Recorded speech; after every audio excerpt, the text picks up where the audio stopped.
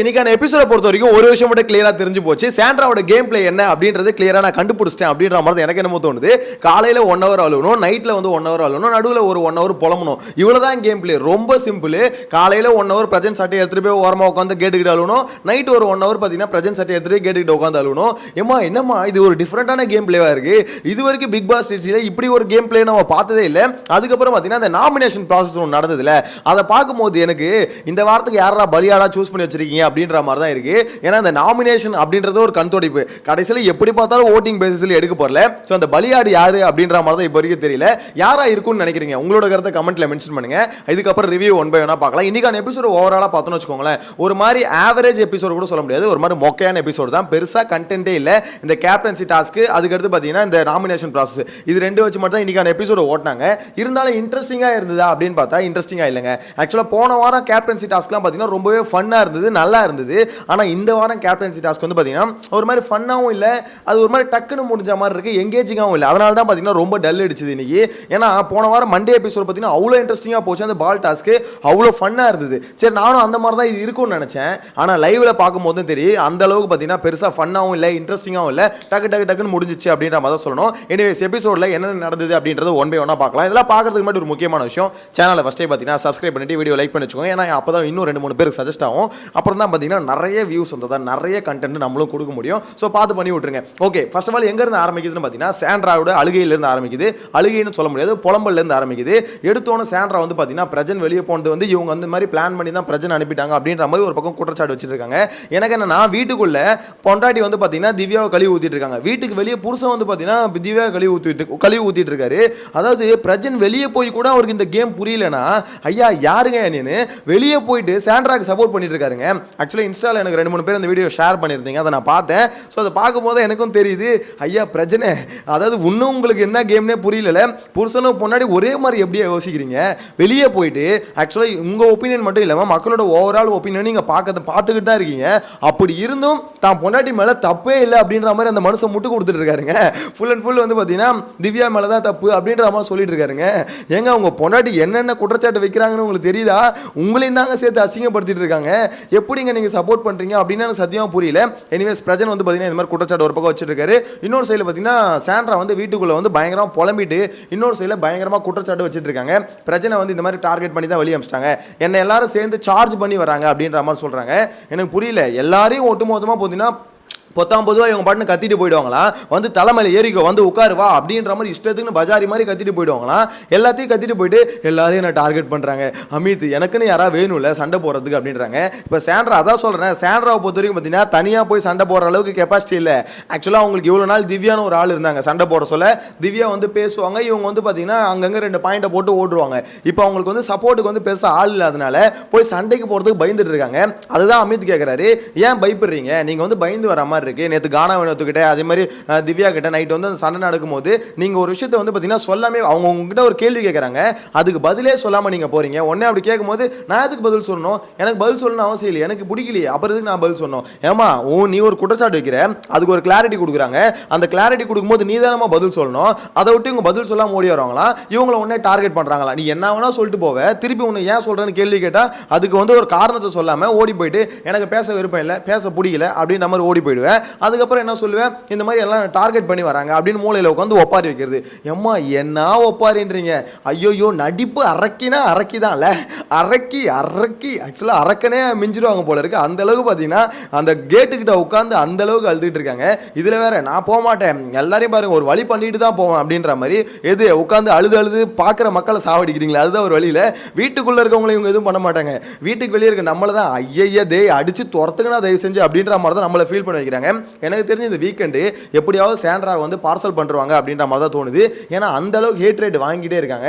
அது அவங்களுக்கே நல்லது இல்லை. விஜய் சேதுபதி தன்னோட ஃப்ரெண்டோட மனைவிக்கு ஒரு நல்லது பண்ணணும்னு நினைச்சாருன்னா அவங்க இந்த கேம் ஷோலேருந்து எடுக்கிறதா நல்லது. ஏன்னா அவங்க இருக்க அவங்களோட ஈவில் சைடு வந்து காமிச்சிக்கிட்டே இருக்காங்க, பயங்கரமாக எக்ஸ்போஸ் ஆகிட்டே இருக்காங்க. தேவையில்லாத அவங்க ட்ராமா கண்டென்ட் இங்கே எடுபடவே மாட்டுது. ரொம்ப பயங்கரமாக அப்பட்டமாக நாடகம் போடுறது தெரியுது. ஏன்னா சாண்ட்ரா வந்து பார்த்தீங்கன்னா அந்த அளவுக்கு பார்த்தீங்கன்னா ரொம்ப சென்சிட்டிவ்லாம் கிடையாது. அவங்க வந்து ஒரு சிம்பத்தி கேம் ஆடுறாங்க. அது அப்படமா தெரியுது அவங்க சிம்பத்தி கேம் ஆடுறாங்க அப்படின்றது. அது யாராவது கொஞ்சம் புரிய வைக்கணும் சாண்ட்ராக்கு. அமித் அவ்வளோ சொல்கிறாரு, நீங்கள் போய் கேட்கணும் பேசணும் அப்படின்ற. ஆனால் அமித் பார்த்தீங்கன்னா எப்படி சொல்கிறது, அவருக்கு அதாவது எது நியாயம் எது சரி எது தப்புனே தெரிய மாட்டுங்க. அவர் பாட்டுன்னு பார்த்தீங்கன்னா அட்வைஸ் பண்ணுறேன்னு சொல்லிட்டு அவங்க சொல்கிறதெல்லாம் கேட்டுக்கிட்டே இருக்காரு. நாளை பின்ன அது ஒரு டாப்பிக்காக மாறும்போது என்ன நடக்கும்னு பார்த்தீங்கன்னா அமித்தை கூப்பிட்டு வச்சு கும்முவாங்க. ஏன்னா நீ தானே உட்காந்து கேட்டுக்கிட்டு இருந்த. அந்த இடத்துல சாண்ட்ரா இப்படி கருத்து வைக்கிறாங்க, நீ மாற்று கருத்து அங்கே சொல்லியிருக்கணும், இது அப்படி இல்லைன்னு சொல்லியிருக்கணும்ல, எல்லாத்துக்கும் எதுக்கு ஊங்கோட்டுற அப்படின்ற மாதிரி தான் கேட்பாங்க. அமித்துக்கிட்ட வந்து ஒரு கிளாரிட்டியே இல்லை. அவர் பாட்டுன்னு பார்த்தீங்கன்னா ஒரு மாதிரி ஊங்கோட்டிக்கிட்டே இருக்காரு. பார்வதி இன்னைக்கு மிரட்டினாங்க பார்த்தீங்களா, அமித் ஒரு நிமிஷம் இருடா நான் பேசிக்கிறேன்டா அப்படின்ற மாதிரி மிரட்டினாங்க பார்த்தீங்களா, அவ்வளோதான் அமித். பார்வதி இருக்கிற ஹைட்டுக்கும் இந்த ஆள் இருக்கிற ஹைட்டு வெயிட்டுக்கும் அப்படி இங்கேருந்து பார்த்தீங்கன்னா தமா தோன்றுறதுக்குன்னு அவ்வளோ பெரிய மனுஷனை மிரட்டியே உட்கார வைக்கிறாங்க. அவ்வளோதாங்க அமித். அமித்தோட கெப்பாசிட்டியே அவ்வளோதான் அப்படின்ற மாதிரி தான் சொல்ல தோணுது. இதில் வேற சாண்ட்ரா ஒரு முக்கியமான விஷயம் சொல்லியிருந்தாங்க. அதை வந்து பார்த்தீங்கன்னா இப்போ ஒன் ஒரு எபிசோட கட் பண்ணிட்டாங்க. ஏன் கட் பண்ணீங்க, அதுதான் மெயினான டாபிக். காலையில் நடந்த விஷயத்தில் முக்கியமான டாபிக் அதுதான். அதில் வந்து பெரிய செக்மெண்ட்டாக பேசியிருப்பாங்க. அந்த விஷயத்தை கட் பண்ணிட்டு இருக்காங்க. என்னென்னு பார்த்தீங்கன்னா கமருதீன் மேட்ரு. ஆக்சுவலாக கமருதீனை வந்து பார்த்தீங்கன்னா கமருதீன் வந்து திவ்யாவை திட்டிருப்பார்ல, அது வந்து பார்த்தீங்கன்னா திவ்யா வந்து அதாவது கமருதீனை வந்து ட்ரிகர் பண்ணி வாயிலேருந்து வார்த்தையை பிடுங்கிட்டாங்களாம். அது வந்து திவ்யா மேலே தான் தப்பான். அவள் அதை தான் என்கிட்டையும் ட்ரை பண்ணா, என்னை டார்கெட் பண்ணுறா, என்னை டார்கெட் பண்ணி வரும்போது என்கிட்ட இருந்து வார்த்தையை பிடுங்க ட்ரை பண்ணுறா. இதே தான் கமருதீன்கிட்ட வார்த்தையை பிடுங்கிட்டா. இல்லைனா கமருதீனை பற்றி நம்மளுக்கு தெரியும் வார்த்தையை விடுவான்னு. ஸோ அவனை பிளான் பண்ணி அவங்ககிட்ட இருந்து வார்த்தையை பிடுங்கி வந்து அவளை மாட்டி விட்டா அப்படின்ற மாதிரி பேசிட்டு இருந்தாங்க. எனக்கு அது ஒன்றுமே புரியல. அதாவது ஒருத்தன் என்ன வேணா பேசுவான், அவனை கேட்கறதுக்கு உங்களுக்கு துப்பு இல்லை. ஆனால் நாமினேஷன் பண்ணும்போது பாருங்க, கமருதீன் வந்து திவ்யாவை திட்டும் போது அந்த இடத்துல நான் கேட்காம விட்டேன், அதுக்காக கமருதீனை நாமினேட் பண்ணுறேன். என்ன இது, இங்கே ஒரு பேச்சு அங்கே ஒரு பேச்சுன்னா எப்படிமா அப்படின்ற மாதிரி தான் இருக்குது. ஏன்னா அவங்க நியாயப்படுத்துகிறாங்க. கமருதீன் பேசின வார்த்தைங்களை வந்து பார்த்தீங்கன்னா அவங்க நியாயப்படுத்துகிறாங்க. திவ்யா தான் அவன் வாயிலேருந்து வார்த்தையை பிடுங்கிட்டா, அவன் வந்து பார்த்தீங்கன்னா நல்லவன் தான். கிட்டத்தட்ட அதோட மீனிங் அதானே. இவங்க வார்த்தையை பிடுங்குறாங்கன்னா அப்போ என்ன அர்த்தம், அவர் வந்து கரெக்டான ஆள், இவங்க வார்த்தையை பிடுங்கிட்டதுனால வார்த்தையை கொட்டிட்டார் அப்படின்ற மாதிரி தான் இருக்குது. சாண்ட்ரா இது வந்து எச்ச பிஹேவியருங்க, கொஞ்சம் பார்த்து மாற்றிக்கோங்க அப்படின்ற மாதிரி சொல்ல தோணுது. நெக்ஸ்ட் இதுக்கப்புறம் பார்த்தீங்கன்னா கேப்டன்சி டாஸ்க்கில் பிக் பாஸ் வச்ச ட்விஸ்ட் என்னன்னா, அதாவது இதுக்கு முன்னாடி இந்த கேஸ் போன வாரம் நடந்ததுல பெஸ்ட் பர்ஃபார்மர் சூஸ் பண்ணும் போதே நினைச்சேன் கண்டிப்பாக ஒரு ட்விஸ்ட் வைப்பாரு. அதே மாதிரி கேஸில் யாரெல்லாம் வின் பண்ணாங்களோ அவங்க எல்லாரும் கேப்டன்சி டாஸ்க் ஆட வச்சாரு. ஸோ இந்த டாஸ்க்கை பொறுத்த வரைக்கும் பார்த்தீங்கன்னா எல்லாரும் அவங்களுக்கான சப்போர்ட் ஒரு ஆளை வந்து சூஸ் பண்ணணும். இந்த இடத்துல பார்த்தீங்கன்னா இது பார்வதிக்கு கமருதீனை தான் கூப்பிடணும். ஆனால் கானா வினோத்து கூப்பிட்டதுனால பார்த்தீங்கன்னா கமருதீன் வந்து அங்கே புக் ஆகிட்டாரு. ஃப்ரெண்டா ஃபிகரான்னு பார்த்தாரு. கடைசியில் ஃப்ரெண்டு தாண்டா அப்படின்ற மாதிரி போயிட்டாப்ல. ஆனால் போனதுக்கு ஒர்த்தா பார்த்தீங்கன்னா கானா வினோத்தை பயங்கரமாக ப்ளே பண்ணி ஜெயிக்க வச்சாரு. அது வந்து கமருதீனுக்கு ஒரு பெரிய கிரெடிட்ஸ் இருக்குது. ஏன்னா கிட்டத்தட்ட இது ஃபிசிக்கல் டாஸ்க்கு. ஆனால் பார்வதி சும்மா இல்லை, 29 பால் எடுத்தாங்க. திவ்யாவையே அதாவது பார்வதி வந்து பார்த்தீங்கன்னா திவ்யாவை பாராட்டுறாங்க. திவ்யா சூப்பர் டி அப்படின்ற அளவுக்கு பாராட்டிட்டு இருந்தாங்க. ஆனால் உண்மையிலே எல்லாருமே நல்ல எஃபோர்ட் போட்டு விளாண்டாங்க. ரூல்ஸ் ஓரளவுக்கு வந்தீங்கன்னா இந்த வாட்டி தான் பார்வதி அந்த டாஸ்க்கு தான் மதிச்சாங்க. சில இடத்துல கொஞ்சம் மீறுற மாதிரி இருந்தது லைவில் பார்க்கும்போது. இருந்தாலும் பார்த்தீங்கன்னா கொஞ்சம் கண்ட்ரோல் ஆகிட்டாங்க. யார் திவ்யா கூட இருந்ததுனால கண்ட்ரோல் ஆகிட்டாங்க. ஏன்னா அந்த டப்பாவை வந்து பார்த்தீங்கன்னா தூக்கிட்டா ரூல்ஸ் பிரேக்கு. ஸோ பார்வதி வந்து சில இடத்துல தூக்கிறதுக்கு ட்ரை பண்ணாங்க. அது சில பேர் பார்த்து நோட் பண்ணி சொன்னதுனால கொஞ்சம் அடங்கிட்டாங்க. என்ன பொறுத்த வரைக்கும் பார்வதியை தனியாக ஒரு கேம் ஆட சொன்னால் ரூல்ஸை ஃபாலோ பண்ண மாட்டாங்க. அதில் தோத்ததை அவங்களால அக்செப்ட் பண்ணிக்கவே முடியல. ஏன்னா அந்த டாஸ்க் முடிஞ்சதுக்கு அப்புறம் வரும்போது கமருதீன் அங்கே சொல்லிட்டாரு, எண்ணும் போது அந்த ஒரு பால் வெளியே இருக்கு அப்படின்ற மாதிரி சொல்லிட்டாருங்க. அதில் ஒரு பஞ்சாயத்து. ஆக்சுவலாக நீ தோத்துட்ட, அதுக்கு எதுக்கு தேவையில்லாத ஒரு சண்டை போடுற, எனக்கோசம் நீ நிற்கல அப்படின்ற மாதிரி. உனக்கோசம் ஏன் நிற்கணும், அவன் ஒரு இண்டிவிஜுவல் பிளேயர் தானே, உன் மேலே ஒரு விருப்பம் இருக்குது, இதெல்லாம் ஓகே தனி, இருந்தாலும் ஒரு இண்டிவிஜுவல் பிளேயர் தானே. அந்த மக்ருதீனுக்கு கடைசி வரைக்கும் புரிய மாட்டுது. இவ்வளோ மக்கா இருக்காது. எல்லாரும் பார்வதிகிட்ட சொல்றாரு, நீ என்ன ஜட்ஜா போட்டதே தப்பு, சரி என்ன வந்து அட்வொகேட்டா போட்டதே தப்பு, எனக்கு பேசவே வராது, நீ சொன்ன பாயிண்ட்ல எனக்கு ஞாபகம் இருக்காது அப்படின்ற மாதிரி. அதாவது அவன் மக்குன்றதை அவனே ஒத்துக்கிறான். இருந்தாலும் பார்வதி வந்து பார்த்தீங்கன்னா விடவே மாட்டாங்க. அவனை போட்டு நோண்டிக்கிட்டே இருக்கான். கடைசியில் மிரட்டிட்டு போயிட்டான். இதை பாரு என்கிட்ட இது வச்சுக்காத, இண்டிவிஜுவலாக விளையாடலான்னு சொன்னல, அதுக்கும் இது பண்ண மாட்டேன், இப்போ இது வந்து நோண்டிட்டு இருக்கேன், என்ன பண்ணுறேன், என்கிட்ட இது வச்சுக்கான்னு சொல்லிட்டு லைட்டாக மிரட்டிட்டு போனா. அதை கூட ப்ரோமோ கட்டாக போட்டுட்டு இருந்தானுங்க. நான் அப்பயே நினைச்சேன், டேய் என்னடா இதெல்லாம் ஒரு 2 நிமிஷத்தில் திருப்பி போய் பார்வதி 2 தடவைனா போதும், மாலா அப்படின்ற மாதிரி ஓடுருவான். அவ்வளோதான். கமருதீனை பற்றி அவ்வளோதான், ரொம்ப சிம்பிள். எவ்வளோ பெரிய சண்டையாக இருந்தாலும் சரி, எப்பேற்பட்ட சண்டையாக இருந்தாலும் சரி, பார்வதி காரி மூஞ்சில் துப்புனாலும் சரி 2 தடவை தான், அவ்வளோதான். கமருதீன் பார்த்தீங்கன்னா அப்படியே ஐஸ்கிரீம் மாதிரி உருகிடுவாப்ல, அதே மாதிரி தான் உருகினாரு. ஸோ அந்த இடத்துல பார்த்தீங்கன்னா பார்வதி போடுற சண்டை இருக்குல்ல, தேவையில்லாத சண்டை. கமருதீன் கூட சும்மா ஏதோ டைம் பாஸுக்கு சண்டை போடுற மாதிரி இருக்குது. ஏன்னா அந்த இடத்துல பாலை பார்த்தீங்கன்னா வெளியே இருந்தது. அவங்க வந்து பார்த்தீங்கன்னா பார்வதிக்கு மட்டும் சொல்ல, 1-2-3 பேர் சொல்லிட்டாங்க. அது கமருதீன் சொன்னது தான் அவங்களுக்கு பிரச்சனை. அந்த 30 பால் அந்தனால அவங்க ஜெயிச்சிருக்க முடியாது. ஏன்னா கானா வினோத் 32 பால். இதில் வந்து பார்த்தீங்கன்னா அந்த ஒரு பாலை நீ எதுக்கு வந்து சொன்ன, வெளியே இருந்தது நீ ஏன் சொன்ன, மற்றவங்க சொல்லியிருந்தா கூட பரவாயில்ல, நீ ஏன் சொன்ன, எனக்கோசம் நீ ஏன் நிற்க மாட்டேற அப்படின்ற மாதிரி கேட்க மாட்டாங்க. அப்படின்ற மாதிரி கேட்குறாங்க. உடனே கமருதீன் கேட்குறாரு, எனக்கோசம் மட்டும் நீ எங்கே நின்றுருக்க, உனக்கோசம் எத்தனை நின்றுருக்கு தெரியுமா, ஆனால் எனக்கோசம் நீ நிற்கல. மூதேவிங்களா, ஒருத்தனுக்கு ஒருத்தன் நிற்கக்கூடாதுரா, இந்த கேம் அப்படிப்பட்ட கேம் இல்லை, எல்லாருமே இண்டிவிஜுவல் தான் ஆடணும், இதில் எனக்கோசம் நீ அணிக்கல உனக்கோசம் நான் அணிக்கல அப்படின்ற மாதிரி பேசிட்டு இருக்காங்க. எனக்கு ஒன்றுமே புரியல, இதுக்கு ரெண்டு என்ன பண்ணுதுங்கன்னே தெரியல. இதுங்களுக்குள்ள இருக்க கனெக்ஷன் என்ன கன்றாவினே ஒன்றும் புரிய மாட்டுது. எனிவேஸ் இது ஒரு பக்கம் இருக்க சொல்ல, நெக்ஸ்ட் அந்த கேப்டன் ஆனதுக்கப்புறம் கானா வினோத் டீம் பிரிச்சார்ல, அதில் தரமான ஒரு சம்பவத்தை பண்ணாரு. என்ன தெரியுமா, அரோரா தூக்கி கிச்சன் டீமில் போட்டது. ஏன்னா இந்த பீஸ் எல்லாத்துலேயும் பார்த்தீங்கன்னா பாயிண்டாக பேசுகிறான் லா பாயிண்ட் பேசுகிறான் அப்படின்ற மாதிரி வாயை நல்லா கிளிக்கும். கிச்சன் டீமில் தூக்கி போட்டோன்னு பதறினாங்க பார்த்தீங்களா. ஏன்னா அவங்களுக்கு வந்து கிச்சன் டீமில் போய் வேலை செய்யறதுக்கு அவ்வளோ வலிக்குது. கிட்டத்தட்ட 11வது வாரம் வரைக்கும் பார்த்தீங்கன்னா ஒருத்தவங்க கிச்சன் டீம்லேயே இல்லை. இப்போ தான் பார்த்தீங்கன்னா கானா வினோத் கீச்சன் டீமில் போட்டார். அது ஏன்னா கமருதீனுக்கும் கானா வினோத்துக்கும் தெரியும் அரோரா எப்படி ஓபி அடிச்சிட்டு இருக்கு அப்படின்ற மாதிரி. எனக்கு தெரிஞ்சு அரோராவை போட்டு கிழிச்சு வேலை வாங்கணும். ஏன்னா விக்கல்ஸ் அரோரா இதுங்கெல்லாம் பார்த்தீங்கன்னா அவ்வளோ வேலை செய்யறதுக்கு அவ்வளோ சோம்பேறித்தனம். ஆனால் வாய் மட்டும் பாருங்களேன், எதுவும் எல்லா வேலையும் பார்த்தீங்கன்னா கொடுத்தா அப்படியே கிழிச்சு அப்படியே சொல்லி கிழிச்சு கவுர் நாட்டிடுற மாதிரி அந்த அளவுக்கு பண்ணிட்டு இருப்பாங்க. ஆனால் ஒன்றுத்துக்கும் லாய்க்கு இல்லை. இந்த இடத்துல எனக்கு தெரிஞ்சு இந்த வாரம் அரோரா போட்டு புளியணும். ஏன்னா பாயிண்ட் மட்டும் பேசிட்டு போயிட்டோன்னு வச்சுக்கோங்களேன், அதில் வந்து ஓகே பாயிண்ட் அந்த பொண்ணு நல்லா பேசுது இல்லைன்னு சொல்ல. ஆனால் அதுக்குன்னு வீட்டு வேலை மற்றவங்களாம் செய்கிறாங்களா, அவங்களே ஏப்ப சாப்பியா, அவனுக்கு மட்டும் என்ன பாத்திரம் கழுவுறதுக்கும் சமைச்சு போகிறதுக்கும் வந்திருக்காங்க. அவங்களும் கேம் ஆட தானே வந்திருக்காங்க. உன்ன மாதிரி ஃப்ரீ டைம் இருந்தால் எல்லாருமே உட்காந்து யோசிக்கலாம்ல. இந்த பொண்ணு பார்த்தீங்கன்னா அரோரா இவ்வளோ நாள் நிறைய பேர் வேலை செஞ்சே பார்த்துருக்க மாட்டோம். ஏன்னா மோஸ்ட்லி பார்த்தீங்கன்னா கிளீனிங் டீமில் தான் இருக்கும். நைட்டில் மட்டும் அப்பப்போ பார்த்தீங்கன்னா கிளீனிங் பண்ணிட்டு ஓடி போய் உட்காந்துக்கும். ஸோ இந்த வாட்டி தான் கரெக்டான ஒரு டீமில் போட்டிருக்காரு.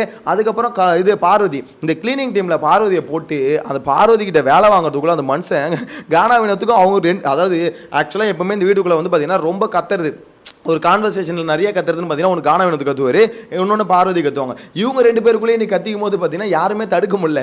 நிறுத்துங்கடா அப்படின்னு சொல்லிட்டு மொத்த பேர் கதறிட்டு இருக்காங்க. இதுக்கு நடுவில் அமித் இருந்து ஒரு நிமிஷம் ஒரு பாயிண்ட் சொல்லிக்கிறேன் அப்படின்னு சொன்னேன். பார்வதி பார்த்தீங்கன்னா லிட்டரலாக மிரட்டுறாங்க, நான் பேசிட்டு இருக்கலடா, நீ உட்கார்றா அப்படின்னா. சரிம்மா பார்வதி நீ பேசிக்குமா. எனக்கு அமித்தை பார்த்தா அந்த இடத்துல சிரிப்பு தான் வந்தது.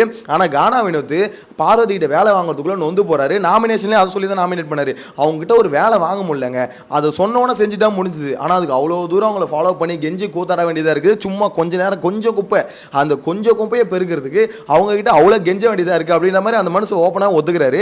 உண்மையிலே பார்வதி அப்படி தாங்க பண்ணுறாங்க. அவங்கள பொறுத்த வரைக்கும் அது கொஞ்சம் குப்பையோ நிறைய குப்பையோ அதெல்லாம் இல்லை. என்கிட்ட ஒரு வேலை சொல்கிறேன், எனக்கு இப்போ டயர்டாக இருக்குது, எனக்கு இப்போ முடியாது அப்படின்ற மாதிரி தான் அவங்க மோடில் இருக்காங்க. இன்னொன்று சாண்ட்ராவும் அதுக்கேற்ற மாதிரி தாங்க. அந்த குப்பையை கொஞ்சம் பெருக்கி விட்டுமா, முடியாது. பார்வதியாவது பரவாயில்ல, சண்டை போட்டு வராங்க, அதெல்லாம் என்னால் முடியாது சொல்லிட்டு சாண்ட்ரா பாட்டுன்னு போயிட்டாங்க. சாண்ட்ரா என்னம்மா, அதாவது இவங்களுக்கு வந்து பார்த்தீங்கன்னா ஒரு மென்டலாக ஒரு பிரச்சனை இருக்குது போல, அதை சொல்லி என்னால் இப்போ முடியாதுங்க அப்படின்ற மாதிரி போயிடுறாங்க. ஒரு கேள்வி கேட்டால் என்னால் பதில் சொல்ல முடியாது. ஒரு இடத்துல பார்த்தீங்கன்னா ஏன் இந்த மாதிரி பண்ணுறீங்கன்னு கேட்டால் அதுக்கு பதில் சொல்ல முடியாது. ஒரு இடத்துல வேலை செய்ய சொன்னால் இப்போ செய்ய முடியாது, அப்புறமா செய்யும் அப்படின்னு சொல்லிட்டு அவங்க பாட்டுன்னு போயிட்டு இருக்காங்க. விஜய் சேதுபதி சார் நீங்கள் தான் கேட்கணும், ஒன்று உங்கள் ஃப்ரெண்டோட ஒய்ஃபை வெளியே துரத்துங்க, அப்படி இல்லைனா அவங்க இந்த மாதிரி நடந்துக்கிறாங்களே, இந்த வீட்டுக்கே அவங்க வந்து ஓனர் மாதிரி நடந்துக்கிறாங்களே, கொஞ்சம் அதை நிப்பாட்ட சொல்லுங்கள். ஏன்னா அவங்களும் இங்கே ஒரு சக கண்டஸ்டன்ட் தான். ஸோ எல்லாரும் மூஞ்சி குத்து எல்லாருக்கிட்டையும் பேசணும். கடைசியில் கனிக்கும் அவங்களுக்கு ஒரு சண்டை வந்தது இல்லை, அந்த இடத்துல சாண்ட்ரா ஏன் அந்த மாதிரி பண்ணுறாங்கன்னு தெரியல. இந்த இடத்துல கனி வந்து பார்த்தீங்கன்னா 100% கரெக்டாக அப்படின்னு நான் சொல்ல மாட்டேன். ஏன்னா அந்த சீன்ற வார்த்தை வந்து நார்மலாக தான் நான் சொன்னேன் அப்படின்ற மாதிரி கனி சொல்கிறாங்களே, நார்மலாகவும் சொல்லக்கூடாதுமா, இன்னொருத்தவங்க சொன்னால் மட்டும் வந்து நொட்டுதில்ல, அது கோவம் வந்து பொத்துக்கிட்டு வருதுல்ல, இப்போ மட்டும் என்ன. ஆக்சுவலாக அங்கே சீன்ற வார்த்தை வந்து தப்பு தான், இல்லைன்னு சொல்ல. ஆனால் சாண்ட்ரா எதுக்கு அந்த மாதிரி மூஞ்சி காமிக்கிறாங்க? கனியோட பாயிண்ட் கரெக்டு தானே. அதாவது எப்போ பார்த்தாலும் யாராவது ஒருத்தங்க அவங்களுக்கு பிடிக்காத திவ்யா கனி இந்த மாதிரி ஆளுங்க யாராவது ஒருத்தவங்க வந்து ஒரு விஷயம் பேசினா அவங்க மூஞ்சை பார்த்தே பேச மாட்டாங்க, அவ்வளோ இலக்காரமாக நடந்துக்கிறது. அப்போ உன்னை கூட தான் பல பேருக்கு பிடிக்காது, இருந்தாலும் மூஞ்ச பார்த்தானே எல்லாம் பேசுகிறாங்க. அது அந்த பிஹேவியரே முதல்ல தப்பு, அது ரொம்ப மோசமான பிஹேவியர். ஒருத்தவங்க பேசுகிறாங்கன்னா அவங்க மூஞ்ச பார்த்து பேசணும். ஒன்று ஆப்போசிட்டில் இருக்கவங்க மூஞ்ச பார்த்து பேசுது, எதிர்க்க இருக்கவங்க மூஞ்ச பார்த்து பேசுது. அப்போ உங்க கூட பேசுகிறவங்க மூஞ்ச பார்த்து உன்னால் பேச முடியலன்னா அப்போ இந்த வீட்டில் வந்து நீ எதுக்கு இருக்க? அதான் கானம் வந்து கரெக்டாக கிளியராக எக்ஸ்பிளைன் பண்ணாரு. ஏமா சாண்ட்ரா, இந்த வீடு வந்து நீங்கள் நினைக்கிற மாதிரி வீடு இல்லை. ஆக்சுவலாக இந்த வீட்டில் வந்து பார்த்தீங்கன்னா இது ஒரு கேம் ஷோ. இந்த கேம் ஷோவில் வந்து ஒருத்தர் பேசிட்டு தான் ஆகணும். நீங்கள் வந்து பார்த்தீங்கன்னா மூஞ்ச பார்க்காமே நீங்கள் இந்த மாதிரி திருப்பிட்டுலாம் போகிறது, அதுக்கு இந்த வீடு இல்லை அப்படின்ற மாதிரி எக்ஸ்பிளைன் பண்ணுறாரு. பண்ணாலும் கடைசி வரைக்கும் சாண்ட்ராக்கு புரியல. வெளியில் உட்காந்து ட்ராமாவை போட ஆரம்பிச்சிட்டாங்க. அவங்க எப்படி என்ன சீன் சொல்லுவாங்க, சீன் சொன்னால் நீ தூன்னு சொல்லுமா, இல்லை வந்து அதாவது பேசணும். ஏமா எதுக்கு கனி என்னை பார்த்து சீன் சொன்னீங்க, நான் உங்கள் மூஞ்ச பார்த்து பேசலை, சரி ஓகே எனக்கு பேச விருப்பம் இல்லை அப்படின்ற மாதிரி. எல்லாருக்கிட்டையும் விருப்பம் இல்லைன்னு சொல்லிட்டு அவாய்ட் பண்ணிட்டு போக முடியாதுங்க. அப்படிப்பட்ட வீடு இல்லை இது. சரி ஓகே, இந்த இடத்துல கனி ஒரு வார்த்தையை விட்டாங்களா, அந்த வார்த்தையை பிடிச்சாவது நீங்கள் பேசணும்ல, வெளியே உட்காந்து அழக்கூடாது, ட்ராமா பண்ணுறதுக்கு வரல. நீங்கள் அவங்க என்ன வார்த்தையை சொன்னாங்களோ அந்த வார்த்தையை வச்சு நீங்கள் பேசணும். ஏன் சொன்னீங்க, இது ரொம்ப தப்பு அப்படின்ற மாதிரி ரெஜிஸ்டர் பண்ணணும். அதை விட்டுட்டு வெளியே உட்காந்துன்னு ஐய அந்த சுபிக்ஷா போய் டிஷ்யூ எடுத்துகிட்டு கொடுத்துட்டு அதுக்கு ஒரு அழுகையை போட்டு எனக்கு ஒன்றும் புரியல, இப்படிலாமல் இருப்பாங்க அப்படின்ற மாதிரி பேசிகிட்டு இருக்காங்க. ஏமா சாண்ட்ரா, நீங்கள் அப்படியே எப்படி சொல்கிறது, ரொம்ப புனிதமானவங்க, இதில் வந்து மற்றவங்களை வந்து குறை சொல்ல வரீங்க. இங்கே வந்து கனி கரெக்டுன்னு நான் சொல்ல வரல, உடனே கனிக்கு ஏன் ப்ரோ சப்போர்ட் பண்ணுறீங்க அப்படின்னு கேட்காதீங்க. கனி வந்து கல்பிரேட் தான், இப்போ இல்லை எப்பவுமே கல்பிரேட் தான். நாசுக்காக வேலையை பார்ப்பாங்க. அவங்க சீன் சொன்னது தப்பு தான். அந்த சீன் சொன்னது கண்டிப்பாக பார்த்தீங்கன்னா அவங்கள கேள்வி கேட்டு தான் அவனை இல்லைன்னு சொல்ல. பட் சாண்ட்ராவோட ட்ராமா வந்து பார்த்தீங்கன்னா கொஞ்சம் கொஞ்சம் கொஞ்சம் கொஞ்சம் இல்லை ரொம்பவே கொஞ்சம் அதிகமாக தான் இருக்குன்னு வச்சுக்கோங்களேன். எனிவேஸ் இந்த நாமினேஷன் ப்ராசஸை பொறுத்த வரைக்கும் ஓப்பன் நாமினேஷன் வைக்கிறாங்க. அதில் விக்கல் சீக்கிரம் மிஸ் ஆகிறான். எனக்கு புரியல, ஓப்பன் நாமினேஷன் வச்சும் ஒருத்தன் மிஸ் ஆகிறானா? டேய் யாரா நீங்களா, சரியான முட்டாளுங்களா இருக்கீங்களா? கண்ணு முன்னாடி ஒருத்தனுக்கு வந்து பார்த்தீங்கன்னா ஒரு ஓட்டும் இல்லை. இதில் வேற பார்த்தீங்கன்னா ஒரு முட்டு கொடுப்பானுங்க. ப்ரோ காரணம் என்ன தானே ப்ரோ நாமினேட் பண்ண முடியும் அப்படின்ற மாதிரி. ஏன் விக்ரமுக்கு அகேன்ஸ்டாக எவனுக்குமே காரணம் இல்லையா? காரணம் ஏதோ ஒரு காரணம் சொல்லி கூட நாமினேட் பண்ணலாம். பிக் பாஸே வழி இல்லாமல் தான் ஒரு ஓட்டுலாம் எடுத்தாரு. ஒரு ஓட்டு எடுத்தோன்னு இந்த அரோரா, சுபிக்ஷா, ஆதிரையெல்லாம் பதறாங்க. ஐயோ ஒரு ஓட்டு கணக்கு எடுத்துட்டாரு அப்படின்ற மாதிரி. ஏன்னா இந்த பீஸுங்களாம் ஒரு ஓட்டில் இருந்தது எஸ்கேப் ஆகிடும்னு நினச்சிருந்துங்க. ஆக்சுவலாக இப்போ தான் மாட்டினாங்க. அந்த பலியாடு யாருன்னு தான் தெரியல. ஏன்னா அந்த ஓட்டை பொறுத்து பிக் பாஸ் இந்த விஜய் டிவி வந்து எடுக்க மாட்டானுங்க. ஸோ இப்போ பார்த்தீங்கன்னா மொத்த பேர் நாமினேஷன் வந்திருக்காங்களா? விக்கல்ஸ் தவிர கானாவினத்தை தவிர மிச்சம் எல்லாரும் நாமினேஷன் வந்துட்டாங்க. ஸோ இதில் வந்து பார்த்தீங்கன்னா இந்த வாரம் பலியாடு யார், இந்த வாரம் விஜய் டிவி யாரை தூக்க போகுது, யாரை டார்கெட் பண்ணும்போது அப்படின்றத வெயிட் பண்ணி பார்க்கணும். உங்களோட ஒப்பீனியன், அதாவது நீங்கள் யார் வெளியே போகிறதுக்கு வாய்ப்பு இருக்குன்னு நினைக்கிறீங்க இந்த லிஸ்ட்டில் கமெண்ட்டில் மென்ஷன் பண்ணுங்கள். நெக்ஸ்ட் வீடியோவில் மீட் பண்ணலாம். Bye by.